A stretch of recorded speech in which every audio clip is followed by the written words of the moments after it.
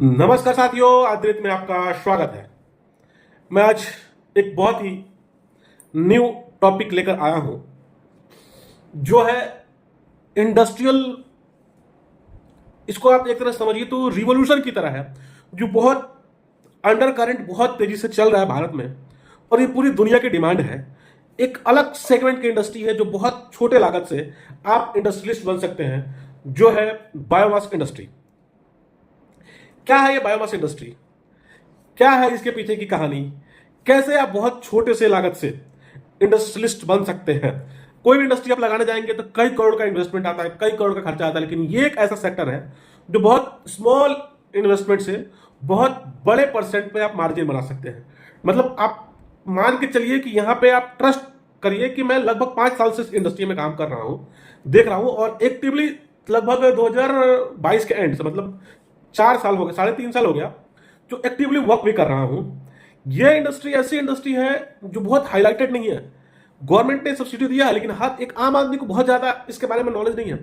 लेकिन यहां पे लोग 20 से 30% का मार्जिन बना रहे हैं, और इसका इन्वेस्टमेंट जो है वो आप मान के चलिए कि 1 CR के अंदर अंदर आप छोटे लेवल पे स्टार्ट कर सकते हैं, और बहुत लोग कर रहे हैं और बहुत सक्सेसफुली रन कर रहे हैं।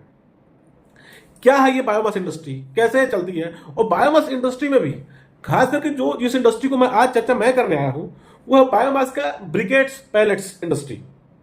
अब देखिए, जो ये इंडस्ट्री को आप समझिए तो ये इंडस्ट्री स्टार्ट हुई थी तो एक प्रोडक्ट, ये जो ब्रिकेट्स और पैलेट्स जो मैं बता रहा हूं, ये एक तरह से फ्यूल है, और ये कोल का रिप्लेसमेंट है। जो पैलेट्स है ये कोल का रिप्लेसमेंट है। जैसे इथेनॉल आया था तो वो ब्लेंडिंग हो रहा था किसमें? पेट्रोल डीजल में। उसी तरह जो पैलेट्स है ये ब्लेंडिंग हो रही है किसमें? कोल में। तो स्टार्टिंग में एक प्रोडक्ट आया जिसको हमने बोला ब्रिकेट्स, जिसका साइज था डाया था 90 mm और 70 mm। ये बनता कैसे है? पूरे इस इंडस्ट्री को आइए आप स्टार्टिंग से समझते। ये तो ओवरऑल सिनेरियो हो गया कि आप जहां भी बॉयलर होगा वहां, अगर छोटा बॉयलर है तो आप ब्रिकेट चला सकते हैं, पैलेट चला सकते हैं, या बड़े बड़े पावर प्लांट्स हैं वहां आप कोल के साथ में ब्लेंडिंग कर सकते हैं, जिसको पैलेट्स बोलते हैं। इन दोनों के नाम, जो रॉ मटेरियल वो सेम है, थोड़ी सी मेकिंग की प्रोसेस डिफरेंट है, थोड़ा सा इंडस्ट्री का इन्वेस्टमेंट अलग है, बाकी दोनों एज ए फ्यूल ही काम करते हैं। आइए इस इंडस्ट्री को एक एक करके विस्तार से समझने की कोशिश करें। जैसे देखिए, अभी एक इंडस्ट्री है ब्रिकेट्स। ब्रिकेट्स क्या है कि इसका इन्वेस्टमेंट मुश्किल से 1 करोड़ के आसपास आएगा, और आप ईयरली लगभग आप मान के चलिए कि 1 करोड़ में आप मतलब 2 मशीन के साथ स्टार्ट करते हैं। तो अगर 2 मशीन से आप, एक मशीन 2 टन की हुई तो दिन भर में आपने 20 घंटे भी चलाया तो 40 टन बनाया। 2 मशीन से 80 टन का ऑन पेपर आएगा, आपको एक्चुअल में 50 से 60 टन पर डे का प्रोडक्शन होगा, तो 15 से 2000 टन महीने का बना सकते हैं। हम मान रहे हैं 1800 टन अपने बनाया, और आज के डेट में बहुत महंगा हो गया। पहले ये 4-5 हजार में बेचता था टन में, अभी के डेट में 7,000 रुपये टन एवरेज में जा रहा है। तो आप देखिएगा तो 18 × 7 126, मतलब 1.25 करोड़ का आप महीने का बेच सकते हैं। 1.25 करोड़ महीने का मतलब आप 12 से 15 करोड़ का टर्नओवर कर सकते हैं, जहां पे मार्जिन 20% तो कम से कम है। मतलब विद इन अ ईयर आपका इन्वेस्टमेंट बाहर आ सकता है। अब थोड़ा सा शॉकिंग होगा कि 1 करोड़ लगा के आप कह रहे हैं कि 1 करोड़ से ज्यादा हम 1 साल के लिए एक साल के अंदर कमा सकते हैं। बिल्कुल, आपने सही सुना है, और ये इंडस्ट्री ऐसी है। लेकिन इसमें बहुत सारे चैलेंजेस हैं। धीरे धीरे इंडस्ट्री बंद होने लगी क्योंकि इसमें और भी बैकअप के लिए इन्वेस्टमेंट चाहिए था। किसानों को लगा कि भाई हम करते हैं, जो भी देखा ब्रिकेट इंडस्ट्री को कूद गया, क्योंकि और उन्होंने बैकअप को सोचा नहीं, थोड़ा सा पैसे लिए और बैंक से लोन लिया और सब्सिडी मिली और कूद गया। हुआ क्या कि इसमें जहां पे बेचने जाते हैं सारे इंडस्ट्री में जाते हैं, और ये फ्यूल सेक्टर है। कोल सेक्टर में खासकर कोल ऐसा सेक्टर है जहां पे बहुत ज्यादा क्रेडिट देना पड़ता है। मतलब आपको 30 दिन, 60 दिन का, 90 दिन का उधार देना पड़ता है। और ये बायोमास में क्या है कि आपको एक सिंगल चीज भी उधार नहीं मिलने वाला है, ना आपको लेबर, ना आपको एक सिंगल रॉ मटेरियल। किसान आपके यहाँ, क्योंकि भाई छोटा आदमी है, आपके यहाँ ट्रॉली से रॉ मटेरियल डालेगा तुरंत, तो खड़ा रहेगा, उसको शाम को पैसा चाहिए, तो इसमें थोड़ी पूंजी फंसानी पड़ती है रॉ मटेरियल में। मजदूर आपके यहाँ काम कर रहा है, उसको डेली पैसा चाहिए, बहुत होगा तो 1 हफ्ते रुक जाएगा, 10 दिन रुक जाएगा। तो ओवरऑल मतलब ये हुआ कि आपको इन्वेस्टमेंट पैसे तो यहाँ चाहिए थे कैश में, वो जिसने नहीं रखा। और कुछ लोग बेचने में सफल नहीं पाए। बहुत लोग हैं कि बना तो ले रहे हैं, बेच नहीं पा रहे हैं। बहुत लोग हैं कि कस्टमर ढूंढ लिए लेकिन बना ही नहीं पा रहे हैं। तो ये सारे का अगर एडजस्टमेंट करके आपने करा तो इसमें जो मैंने बताया कि 1 करोड़ का इन्वेस्टमेंट लगा के 1 से 2 करोड़ साल में कमा सकते हैं, ये रही ब्रिकेट। लेकिन ये ब्रिकेट का धंधा ये स्मॉल स्केल में चला। इसका कारण ये था कि ये बड़ी इंडस्ट्री में यूज नहीं होता था। बड़ी इंडस्ट्री मतलब पावर प्लांट्स में या वैसी इंडस्ट्री जिसमें बहुत बड़े लेवल का कोयला यूज होता है, वो यूज नहीं हो पाया, सफल नहीं हो पाया। लेकिन ये छोटे लेवल पर बहुत चला। इसमें एक वो सबसे बड़ा जो दिक्कत का सामना था कि इस इंडस्ट्री को एक जगह डाल के आप बड़े स्केल पे नहीं बना सकते, क्योंकि रॉ मटेरियल लिमिटेड है। तो ये इंडस्ट्री छोटे छोटे रूप में बहुत सक्सेसफुल है। इसलिए जो बायोमास इंडस्ट्री है, ये मतलब एमएसएमई के लिए बहुत बड़ा वरदान है। और आज के डेट में बहुत, जैसे खास करके मध्य प्रदेश, गुजरात, महाराष्ट्र, पंजाब, हरियाणा, नॉर्थ इंडिया में इन सब स्टेटों में बहुत तेजी से फैली। लेकिन जो बताया कि रॉ मटेरियल शुरू में रेट बढ़ते गए, 1000, 1500, 2000 से 2500 पहुंच गए, और ब्रिकेट का रेट बढ़ा नहीं, तो इसलिए इंडस्ट्री डाउन हो गई। लेकिन साथ में आया बायोमास पैलेट्स वाला। पैलेट्स का कि बड़े इंडस्ट्री यूज करते थे, छोटे इंडस्ट्रियों में गवर्नमेंट का कंट्रोल था नहीं कि मतलब गवर्नमेंट हर प्लांट को आके बोले कि तुम ब्रिकेट चलाओ। प्रेशर डाला, कुछ कुछ जैसे एनसीआर वगैरह में है कि आपको पॉल्यूशन कर, लेकिन हर जगह नहीं कर पाया। और गवर्नमेंट इसकी बायर नहीं है। गवर्नमेंट ने सपोर्ट तो करा, सब्सिडी वगैरह सब दिया, लेकिन इसको बाय नहीं कर पाई। इससे धीरे धीरे इंडस्ट्रियां बंद होने लगी। लेकिन दूसरी इंडस्ट्री जो साथ में चली वो बायोमास पैलेट्स की। पैलेट्स का size 6 mm, 8 mm, 10 mm, 12 mm, 16 mm, up to 25 mm तक। इसमें क्या हुआ, एक बहुत बड़ी क्रांति आई। क्रांति आई क्या कि इसमें गवर्नमेंट के पास जो बहुत बड़ा भारत का आज के डेट में पावर प्रोड्यूसर है एनटीपीसी, एनटीपीसी को पकड़ा और एनटीपीसी से बोला, मतलब कंपल्सरी करवाया कि आप तो 3% बायोमास पैलेट्स की ब्लेंडिंग स्टार्ट करो। स्टार्टिंग में बोला विथ कोल। इससे क्या होगा, एक तो हमारे 3% के कोल यूजेज कम होंगे, इंपोर्ट कम होंगे, हमारा पैसा अपने देश में रहेगा, साथ में एक बहुत बड़ी इंडस्ट्री खड़ी हो जाएगी। स्टार्टिंग में 3%। अब क्या हुआ कि गवर्नमेंट सब्सिडी देने लगी, मोटिवेट करी, एमएसएमई सेक्टर को हर जगह किया कि भाई आप करिए, आप लोन लीजिए, लोन पे सब्सिडी लीजिए, मशीन में सब्सिडी लीजिए, इंटरेस्ट पे लीजिए, इंफ्रास्ट्रक्चर पे लीजिए, सब कुछ सब्सिडी लगा। दूसरी तरफ से बायर बन के भी गवर्नमेंट आ गई, एनटीपीसी से टेंडर डलवाने लगी कि आप टेंडर डालिए।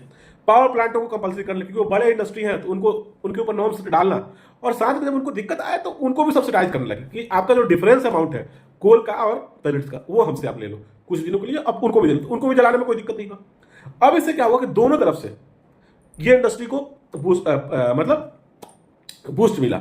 नीचे से सब्सिडी देके इंडस्ट्री लगवाओ और ऊपर से उनको टेंडर डलवाओ। तो अब ये इंडस्ट्री को जो चलने के लिए जो एक बहुत अच्छा इन्वायरमेंट चाहिए तो वो मिल गया।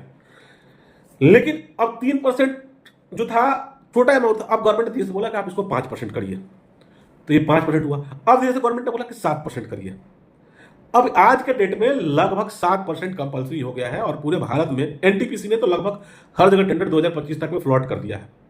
अभी आप देखेंगे तो एनसीआर, अब इसमें दिक्कत है कि क्या आ रही है कि रॉ मटेरियल की अवेलेबिलिटी दिक्कत हो जा रही है। एनसीआर वगैरह में तो मिल जा रही है, लेकिन जहां पे पंजाब हरियाणा में पराली वगैरह बहुत है, लेकिन और जगह हिस्से में, जैसे एमपी का हिस्सा है, आपको एमपी का एक हिस्सा है सिंगरौली, वहां इतने मतलब मैं जानता हूं वहां पे 3 पावर प्लांट है, जिसमें 3 पावर प्लांट मिलाकर लगभग मतलब 19-20 लाख मैट्रिक टन का टेंडर आया हुआ है सिर्फ एनटीपीसी में। लेकिन सप्लाई नहीं है वहां पे, क्योंकि रॉ मटेरियल की अवेलेबिलिटी नहीं है, प्लस थोड़ा बहुत है भी तो लोगों को जागरूकता नहीं है और लोग एक्टिव नहीं है। अब इसमें क्या चैलेंजेस क्या, और लेकिन और एनसीआर में आप आके देखेंगे तो इतने कंपटीशन है कि 10 लाख का टेंडर आया तो 20 लाख आदमी लेकर हाजिर है देने के लिए। अब ये तो हुआ कि हर तरीके से सहूलियत बना दिया गया एक एमएसएमई के मतलब बिजनेसमैन के लिए। लेकिन अब इसमें क्या हुआ कि ड्यू टू एमएसएमई और छोटे छोटे प्लेयर्स आने से इसमें इम्प्योरिटी के और चांसेस बढ़ गए। अब पावर प्लांट को बहुत सारी समस्या होने लगी। पावर प्लांट कहना था कि भाई मतलब इसमें जो है मिलावट, मतलब रॉ मटेरियल में सस्ते दाम के चक्कर में लोग इंडस्ट्रियल वेस्ट यूज करने लगे, पोल्ट्री वेस्ट यूज करने लगे, और मिट्टी पत्थर यहाँ लगा, इससे क्या बॉयलर डैमेज होने लगा। तो फिर इसके लिए समय समय पे सबमिट होने लगा। और क्या हो रहा है कि अब उन्होंने अपनी इंडस्ट्रियों ने समस्या बताई कि अब मतलब इसकी ब्लेंडिंग जो है, जैसे इथेनॉल की ब्लेंडिंग, जैसे इथेनॉल में आपका बायोडीजल ब्लेंडिंग इथेनॉल की जो बहुत थी पेट्रोल डीजल में, तो वहां देखा होगा आपने कि E10 आया, फिर E20 आया, अभी बात चली E27। ये क्या है, इथेनॉल, ई से इथेनॉल को डिलीट करते हैं, ये पेट्रोल डीजल की वैरायटी है। E20 मतलब उसमें 20% इथेनॉल है, E10 मतलब उसमें 10% इथेनॉल है, E27 आने वाले इसमें 27% इथेनॉल रहेगा। लेकिन उसी तरह बायोमास को भी ब्लेंडिंग करने का कोशिश है गवर्नमेंट का, लेकिन उसमें फिर चैलेंज आने लगे। चैलेंज आने लगे कि कोल जो है उसका एक अलग नेचर है, जो पावर प्लांट के जो बॉयलर हैं वो एक अलग तरीके से डिजाइन हुए हैं, उनका जो टेम्परेचर है वो कोल के हिसाब से डिजाइन हुआ। लेकिन बायोमास के आने से क्या हो रहा है कि उनको ओवरहीट की प्रॉब्लम हो रही है। जैसे एग्जाम्पल तौर पर समझिए, अभी आपने कोल डालने के लिए, जलाने के लिए डाला, पहले डालते थे कोल, अब वहाँ उनको एक्स टेम्परेचर चाहिए था इनलेट पे, जैसे मान के चलिए कि डाला और इनलेट पे उनको चाहिए 100 डिग्री सेल्सियस, क्योंकि वो ऐसा डिजाइन है जैसे कोल के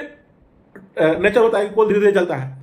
अब बायोमास डालने से क्या होता है कि वहाँ पे टेम्परेचर अचानक से मतलब 7% ही, वहाँ पे क्या हो रहा है टेम्परेचर 7% ही ब्लेंडिंग है, लेकिन टेम्परेचर वहाँ 100 से 150 हो जा रहा है, 125 हो जा रहा है, 110 हो जा रहा है। इससे क्या हो रही है ओवर हीटिंग की प्रॉब्लम हो रही है। तो एक तो उन्होंने कंप्लेन किया सबसे पहले कि ये ओवर हीटिंग की प्रॉब्लम हो रही है। दूसरा क्या है कि हम जो है इनका इंडस्ट्रियों का कहना है कि ये जो लोग लेके आ रहे हैं मटेरियल, इसमें इम्प्योरिटी बहुत ज़्यादा है। कोई मिट्टी ला रहा है, कोई पत्थर ला रहा है, जो बॉयलर के लिए बहुत खतरनाक हो जा रहा है। हमें समय से पहले मेंटेनेंस करना पड़ रहा है, क्योंकि उनका बॉयलर डिजाइन है जो खतरनाक केमिकल तो जो कोयल में मिलते हैं उसके हिसाब से लेकिन ये मिट्टी और पत्थर के लिए डिजाइन नहीं है। दूसरा प्रॉब्लम हो जाना। तीसरा प्रॉब्लम ये हो रहा है कि बायोमास जो है, जो पैलेट्स अभी जो चल रहा है नॉन टोरिफाइड, इसमें क्या है कि ये पानी इसको मतलब वाटर को ऑब्जर्व करने की कैपेसिटी नहीं है।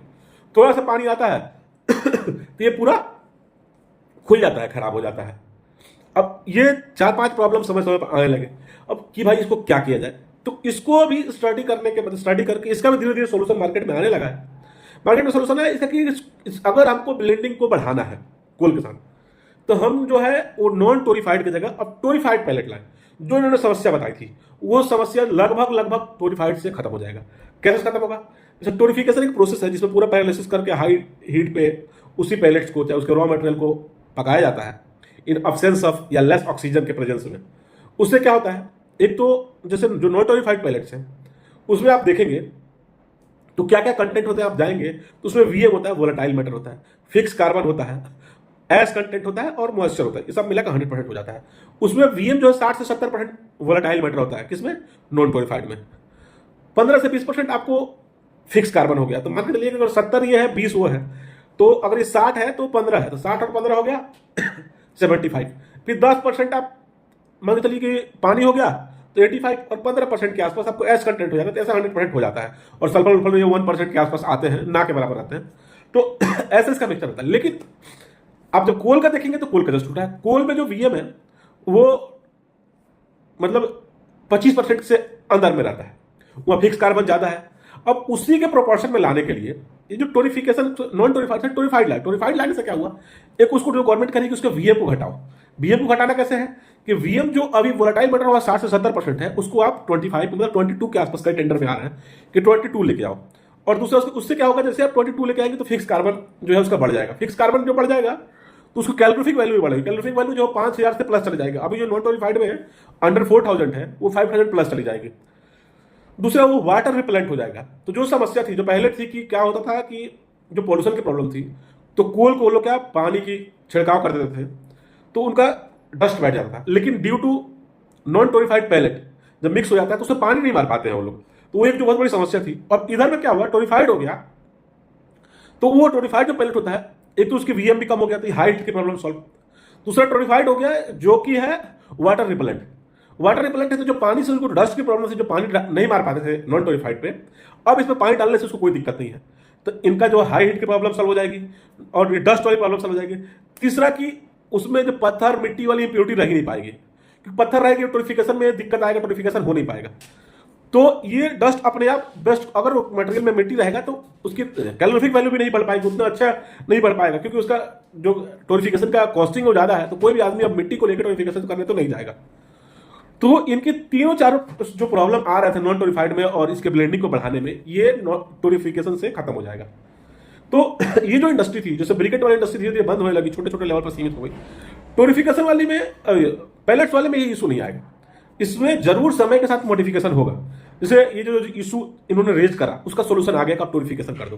टोरिफिकेशन करने से जो भी इनके कंसर्न थे वो खत्म हो गए। अब जो इसकी ब्लेंडिंग है, जो हम कह रहे थे कि हम एक लिमिटेड मतलब मैक्सिमम शायद 10 जा सकते हैं, इसके लिए अब ये बाउंडेशन खत्म हो जाएगा। अब ये इथेनॉल की तरह जितना रॉ मटेरियल अवेलेबल है हमारे देश में, सरकार अगर पुशअप करेगी और लगातार कोशिश करते रहेगी तो एक समय पे हम आप देखेंगे कि 10 हो गया, 15 हो गया, 20 हो गया, 25 हो गया, जितने रॉ मटेरियल है उतना तक जा सकते हैं। रॉ मटेरियल के साथ समस्या क्या है कि आजकल बहुत बड़े लेवल पे सीवीजी प्लांट में डल रहा है। अब सीवीजी में भी एग्रीकल्चरल वेस्ट जाता है, गैस वाला जो प्लांट डल रहे हैं, तो एग्रीकल्चरल वेस्ट जाता है, तो वहां भी रॉ मटेरियल चला जा रहा है। तो ओवरऑल अब जो एक जो हम कहेंगे कैपिंग लग रहा था कि इतना हो पाएगा, मतलब इतना ही परसेंट ब्लेंडिंग हो पाएगा, वो खत्म हो गया है। अब जो भी रॉ मटेरियल अवेलेबल है भारत में, एग्रीकल्चरल वेस्ट, वो सब के सब एनर्जी में कन्वर्ट हो जाएगा। तो एग्रीकल्चरल से वेस्ट से एनर्जी जो है वो एक बहुत बेस्ट सोल्यूशन है। आप आने वाले मतलब 5 से 10 साल में देखेंगे कि भारत के 1% भी एग्रीकल्चरल वेस्ट ऐसा फेंका नहीं जा रहा है, बर्बाद नहीं हुआ। जो अभी तक जो नॉर्थ इंडिया में जो पराली, खास करके पंजाब हरियाणा में जो आता था अक्सर कि पराली जलाने की समस्या है, 10 साल में पूरी तरीके से खत्म हो जाएगी। अब ये पूरे भारत में बूस्टअप नहीं है, लेकिन जैसे तेजी से ये इंडस्ट्री बढ़ रही है, आने वाले समय में बहुत तेजी से ये इंडस्ट्री विकसित होगी और एक एक मतलब टन जो रॉ मटेरियल है वो यूज हो जाएगा पूरे भारत में। मैं इस इंडस्ट्री में लगभग 4-5 साल से काम कर रहा हूँ, 4 साल से एक्टिव हूँ, सुन रहा हूँ इसको 2000 कोविड के बाद से मैंने देखा। और तो कोई भी आपको सजेशन चाहिए, किसी भी प्रकार की हेल्प मदद की जरूरत है, मैं हमेशा रेडी हूँ। आप कमेंट बॉक्स में आके मेरे को मैसेज कर सकते हैं, मैं जितना हो सकता है आपको हेल्प करने की कोशिश करूंगा। और इस इंडस्ट्री में मैं चाहता हूं कि अधिक से अधिक लोग आएं और इस जो मुहिम है, जिसके लिए एक अलग से गवर्नमेंट ने मिशन भी बनाकर रखा है जिसका नाम है समर्थ मिशन, उससे जुड़े और ये जो पोल्यूशन कंट्रोल करने में एटलीस्ट हम भागीदार बने और इस इंडस्ट्री में अच्छा खासा मुनाफा कमाएं। इंडस्ट्री में आने से पहले मैंने कम से कम 20 इंडस्ट्री को देखा है जो करोड़ों का लॉस किए हैं। आप जरूर किसी न किसी एक्सपर्ट या किसी जो पुराने आदमी जो इसमें काम कर रहे हैं उससे एडवाइस लेकर ही आए। सिर्फ आप किसी मशीन मैन्युफैक्चरर के पास जाके इस इंडस्ट्री को ना लगाएं, क्योंकि वो आदमी जिसको मशीन बेचना है वो आपको कैसे भी करके आपको मोटिवेट करेगा कि आप 20-25% प्रॉफिट कमा लोगे और आपको इंडस्ट्री लगवा देगा। और वो सच भी बोलेगा, क्योंकि 20-25% प्रॉफिट है, लेकिन आपको किसी न किसी एक्सपर्ट की गाइडेंस की जरूरत पड़ेगी। उसके लिए मैं हमेशा अवेलेबल हूं। जितना मेरे को नॉलेज है, जितना मैं समझ पाया हूं, वो मैं आपको हर तरीके से डिलीवर करने की कोशिश करूंगा। और तब तक के लिए जय हिंद, जय भारत।